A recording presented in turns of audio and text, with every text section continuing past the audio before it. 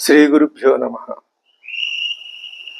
లోక సంక్షేమం కోసం శ్రమ పడటం ఒక ఎత్తు అయితే, ఆ పడిన శ్రమ వలన లభించబోయే లోకక్షేమాన్ని ఆ లోకానికి అందించటం ఎలాగా అన్నది మరొక ఎత్తు.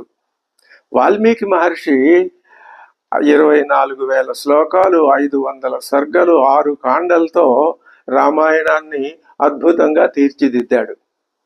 కృత్వాపి తన్మహాప్రాజ్ఞ సభవిష్యం తదోత్తరం చింతయామాస కోన్వే తత్ప్రయుంజీయాదితి. ఇది ఆయనకి ఇప్పుడు వచ్చిన ఆ చిన్న సమస్య, పెద్ద సమస్య ఏం కాదు.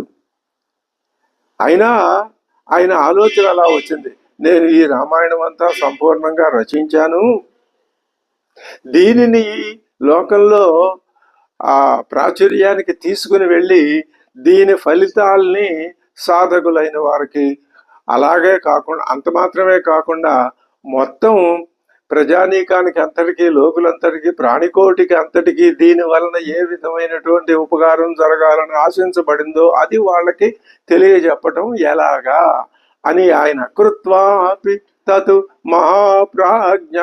వాల్మీకి మహర్షి మహాప్రాజ్ఞుడు. ప్రాజ్ఞుడు అంటే అద్భుతమైనటువంటి వివేక జ్ఞానం, భూత భవిష్యత్ వర్తమాన జ్ఞానం కలిగిన వాడు ఋషి.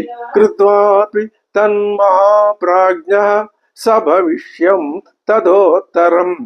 ఆయన రామ పట్టాభిషేకం వరకే కాదు, తరువాత కథ కూడా రాశాను అని చెప్తున్నాడు, జరగబోయేది కూడా రాశానని చెప్తున్నాడు. చెప్పి చింతయామాస, దాని గురించి ఇప్పుడు ఆలోచనలో పడ్డాడు. ఏమని? కోన్వే తత్ప్రయుంజీయాత్.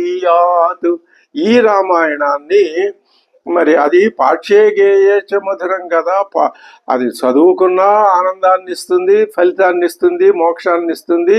గేయచ మధురం, పాడుకున్నా ఆనందంగానే ఉంటుంది కదా. అటువంటి ఈ రామాయణాన్ని లోకంలోకి ఎవరు తీసుకుని వెళ్తారా అని ఆయన ఇప్పుడు ఆలోచనలో పడ్డాడు.